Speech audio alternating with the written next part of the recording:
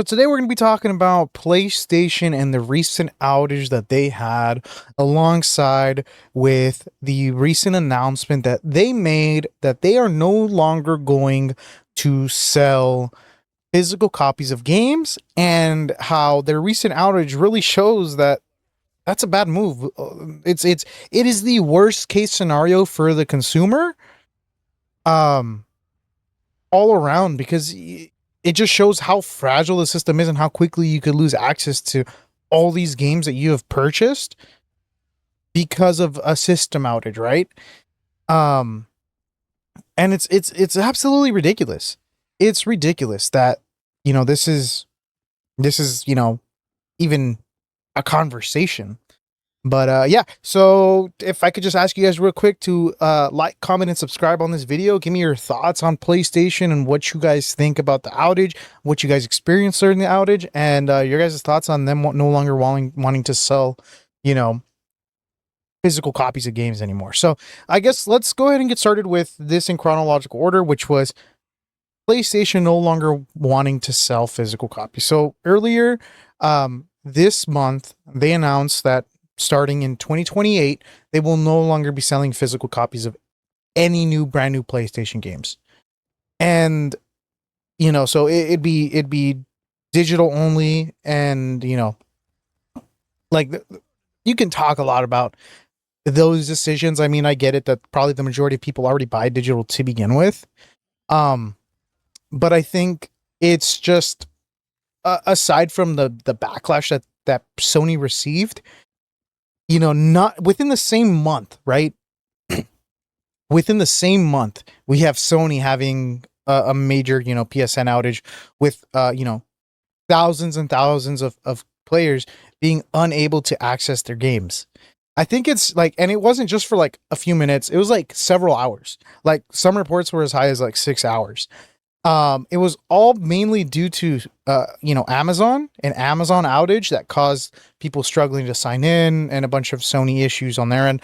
But I mean, it doesn't change the fact that it's like, if you have only digital copies of games and you're forced into buying digital copies of games, you lose access as soon as you no longer can connect to their servers. They're talking about possibly having some type of system where you renew your licenses, but it's basically saying you have to connect to the internet to verify that you own this. It's like, here's an example. It's like, you own an iPhone, right? And you decide, you know what, I'm no longer gonna, or let's say you have an old iPhone, right? And you're like, you know what, I'm no longer gonna have this phone connected to the internet because I don't use this phone. And then Apple's like, well, if you don't connect it within 30 days, you're going to lose access and you can't even use that phone offline. That's essentially what Sony is saying. It's like, if you're not connecting and renewing your licenses, you won't be able to access your games online if you're not connecting online.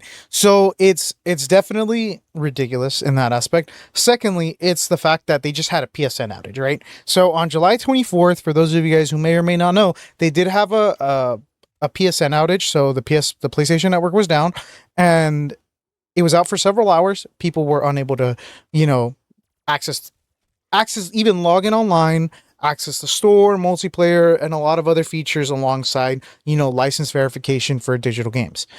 And so it basically resulted in a lot of people who bought digital only copies. Not everyone. So not everyone was affected. There was, a lot of people on X that were saying that they didn't have a single issue, and they played all day, whatever. But some people who weren't able to log in, let's say before the outage, they weren't able to play, right? So, they weren't able to log in until the outage was fixed, which I think is ridiculous, right? Because it's like, even if you can't play online or multiplayer because of a network outage, you should still be able to play solo player, single player, whatever. If it's an offline game, you should be able to play that.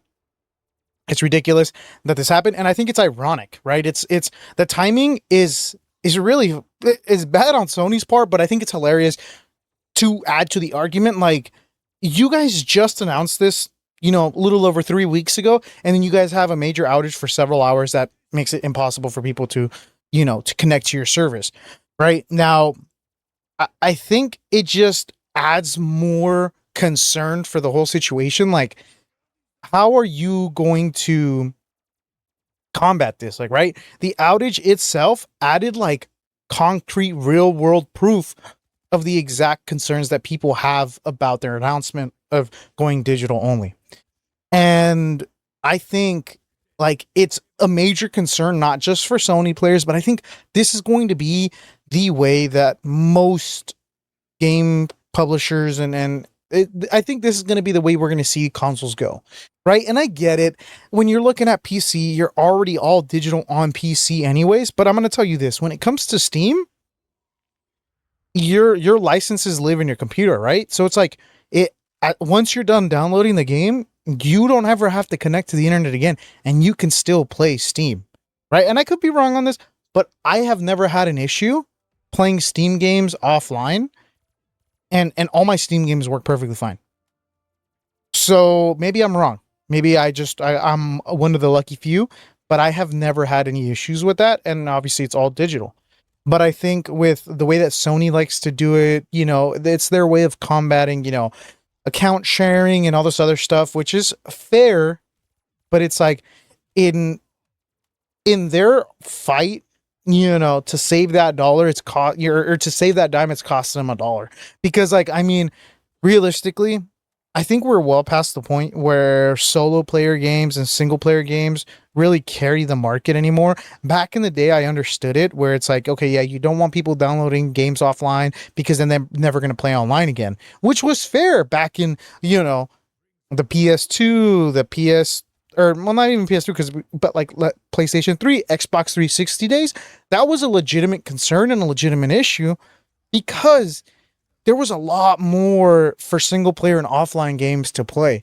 Like, and those stories were a lot more rich in that aspect. But nowadays, that's not really like the same deal. You know what I'm saying? At least for me, I think the majority of people still prefer playing multiplayer games because a lot of people, you know, it's a hobby. It's a third space for a lot of people to go and play games. So it's like to do this, and I guess it's kind of defeatist in the argument, but it's like, you're already going to have the majority. So just to appease you, or not even just to appease, but just to control the minority, you're going to upset the majority. That's kind of the situation it's giving. On top of that, forget that being one of, you know, the main concerns with this, but like, let's look at like just game sizes nowadays, right? It's like you download Call of Duty and you're looking at like 300 gigabytes and it's ridiculous. So it's like, you know, you're going to only at the max be able to have 4 games, 5 games at the most. Like, it wouldn't surprise me if you need, you know, probably a terabyte just to play GTA 6.